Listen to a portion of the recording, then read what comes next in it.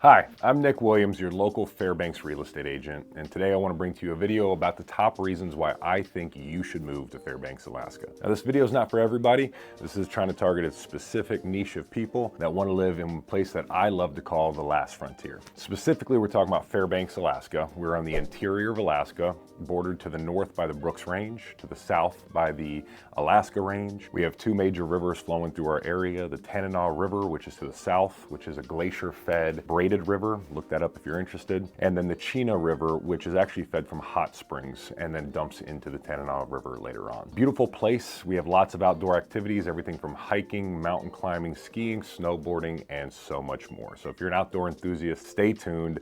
This list of my top reasons on why you should move to the Golden Heart City coming soon. My number one reason why you should move to Fairbanks, Alaska is the outdoors. I kind of hinted about that in the intro, but I truly believe that we have the best natural scenery of anywhere that I've lived.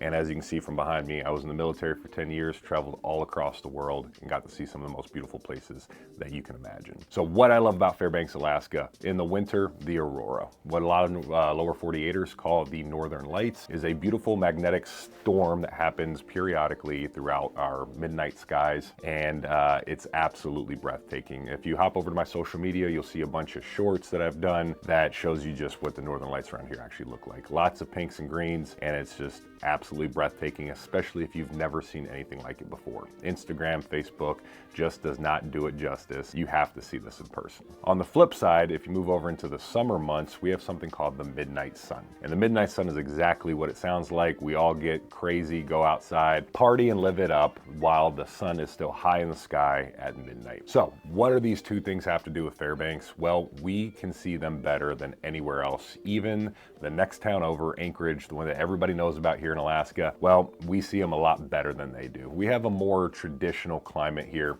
them being a coastal city that messes with a lot of their weather patterns. So in Fairbanks in the winter, you can expect short periods of daylight with extended periods of darkness. However, due to the snow reflecting the moonlight, the darkness is relatively bright considering where you might be coming from. I know that those deserts out west are pretty dark at night, and boys in the Appalachian Mountains, yeah, you can get lost in there pretty easily in the darkness. So in the winter, cold temperatures, beautiful scenery, and come check out the northern lights. And in the summer, the midnight sun is absolutely something you got to see when it's 2 o'clock in the morning and you feel like it's noon. It's pretty crazy. My second reason why you should move to the Golden Heart City, also known as Fairbanks, Alaska, is the community. And we are a small town, in my opinion, compared to other places I've lived. We have a total population in the county, or as we call it, a borough, the Fairbanks North Star borough, of about 100,000 people. Now that changes every year because of military, people coming and going, oil jobs, and so on.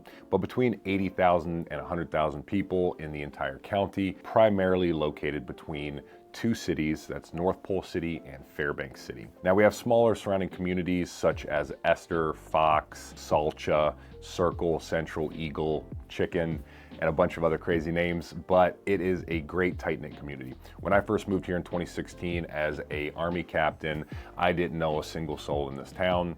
I would just go to the local restaurant, sit at the bar, and order my food, and next thing you know, I'm conversating with a ton of different people from different lifestyles. The main kind of people you're gonna see here are your people that love the outdoors. So we have a lot of outdoor activities that people thrive in and do all summer and winter long. Secondly, oil workers, blue collar workers. This is a blue collar town. So if you're gonna work for some executive company, you probably won't be able to get located here. However, if you are somebody that wants to put on boots in the morning and go to work, plumbers, carpenters, and so many more have great opportunities here and make a really good living working with their hands. That being said, we also have a gold mine up north, about an hour out of town, and then a lot of people work up on the north slope, which they fly you out to that work, and it's about 2 weeks on, 2 weeks off, and those people do very well for themselves. In addition to that, we have a large indigenous community here. Our Native Alaskans are a proud people. You see their culture all throughout our town. We have wonderful sculptures and history here that goes all the way back to the gold mining era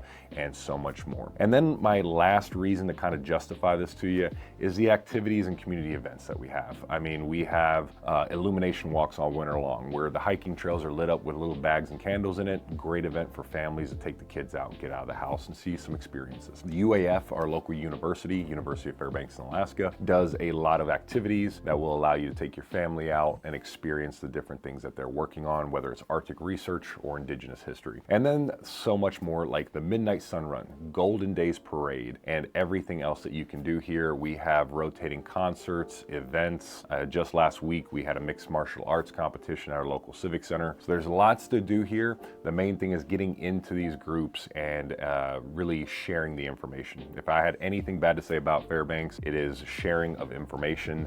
Everything goes through Facebook groups. If you're not a part of that group, you might not hear about it. We're working on changing that with this channel. My third reason why you should move to Fairbanks, Alaska is primarily the housing market. Now, this might be a little controversial depending on where you're coming from, but I truly believe that Fairbanks is pretty much the average of the nation. Our 3-bedroom, 2-bathroom house, possibly on an acre with some privacy, is going to cost you about $350,000. Now, the better of a house you want, the higher that price is going to go, and the more you're willing to settle or improve yourself, the lower that price will go. The interesting thing here is the cost of living. So even though that mortgage might be along the national average, one utility will be higher than what you expect, and that is your heating costs. Can't really tell you what our national average or local average here is, and that's because it depends on your house, your lifestyle, and the cost of fuel. Believe it or not, we heat our houses with heating oil. Think of it like a dirty diesel. It's in a tank behind your house, pumps into a boiler, and heats your entire home.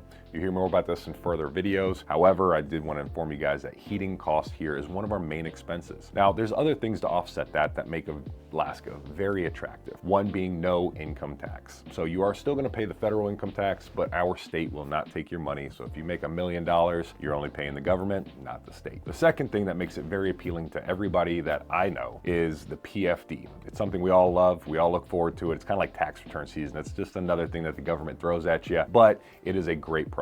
So essentially, to boil it down in the most simple terms, is the oil companies pay the state based off of their revenue. So the more money they make, the more money the state makes. And they put it into a trust, invest it, and do a bunch of stuff, and then we get the dividends off of that. And every year, that winds up being somewhere between $1,300 and $3,000 per person per household, as long as you do the proper application and you qualify. The main thing you need to be is an Alaska resident with the intention to retire here. Now, of course, I'm not a lawyer. Be careful, read all the fine print before you sign up for anything that you may or may not be qualified for. The other things here are the ability to get some privacy and get away from people. So what I mean by that is you can buy a house here and not see a neighbor. You can go way out of town and sacrifice things like cell phone service and possibly internet, but have absolute privacy, countless acres of land, and really do that homesteading dream that you had, or really just get some privacy in your life. It is a quieter lifestyle here, but it's all based on you and how you interact with your people in this area, because I have friends that literally are never home because they're just going from event to event to event. And then I have other friends here that don't ever leave their house, and they just like the privacy, calm lifestyle that Fairbanks offers. My number 4 reason why you should move to Fairbanks, Alaska is the fact that the job market here is actually really good. What I mean by that is our average income is $70,000. Compared to the national average, that's almost double. And the cost of living, in my opinion, is not double of what the lower 48 is. So, things to expect here. If you're military, there's an Army base and an Air Force base. Now, obviously you're coming here because of that job, because they're relocating you here. But what I'm really trying to hit on here are all of the sectors of employment that surround the military base. There's lots of contracting jobs, range control, construction jobs, maintenance opportunities, and again, those blue collar jobs I mentioned earlier in the video. Well, they are really booming right now. So if you're willing to work with your hands, we actually have too much vacancy during these job opportunities, and the employers are always trying to fill them. Additionally, you have a lot of remote work here. I can't tell you how many people that work for Google or Salesforce or other companies have come up here because they're allowed to work remotely. So with the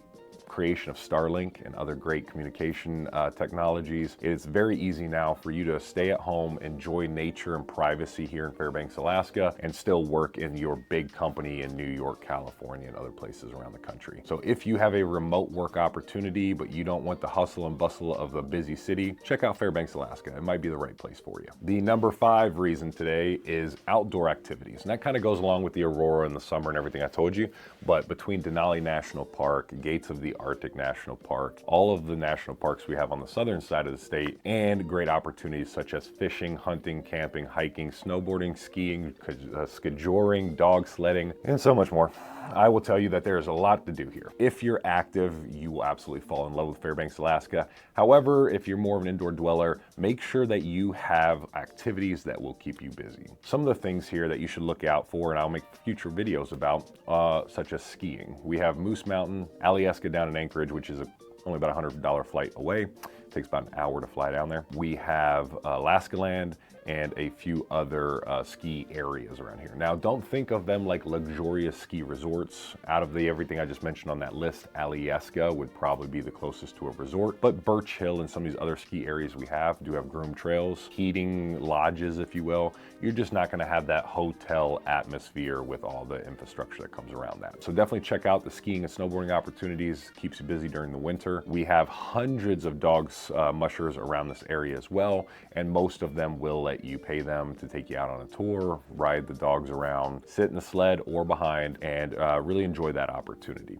We have the Reindeer Ranch here, which is a great place that you can walk around. It's a fenced-in area where they have a bunch of caribou and reindeer that have been domesticated that will follow you around and let you just interact with nature. We have plenty of yoga studios that operate year-round, everything from yin yoga to power yoga to hot yoga. So definitely check them out. Shout out to Trax, Fairbanks Yoga, and Yellowbird. If I missed you, I apologize. Please shoot me a message and I'll add you to a future video. Gyms are plentiful here. We do have a Planet Fitness. We have CrossFit gyms and RNN, as well as Red, which are more of your weightlifting gyms. So plenty of opportunities, not to mention, why not buy a house that has maybe a home gym in it? And that way you can use it year-round without any issues. Something that you want to look into in the summer for sure though is hiking, and the main book that I can recommend is a book called Outside in the Interior. It has a list of the most popular hiking and camping and rafting sites here in the area. Definitely, if you're new here, buy the book and see how many you can check off in the first year. You'll be impressed by how active and into it you get once you get going here, just because the scenery on some of these hikes are breathtaking. I mean, just 15 minutes out of town, you can do a 2-mile hike and not see a single living person. Better chance of you bumping into some wildlife than other humans, and that is because there are a plethora of trails. Even though we do have a big hiking community, they're not these crowded, packed trails like you would experience in other places of the country. Other things to continue the list: if you're a car enthusiast, we have racetracks and car shows. If you want to open a small business, we have a lot of people that enjoy the boutique environment around here. If you're mom and pop, there's a possibility you can really succeed here. Chain stores and restaurants tend not to do so well. We've lost everything from a Chili's to an Applebee's to a Olive Garden back in the day. These were all many, many years ago. In the last 8 years, we've really seen a rise of similar restaurants, but single owner operator built. So that means small businesses that are starting restaurants or starting businesses and really flourishing here. Especially since COVID, we've seen a small boom in this.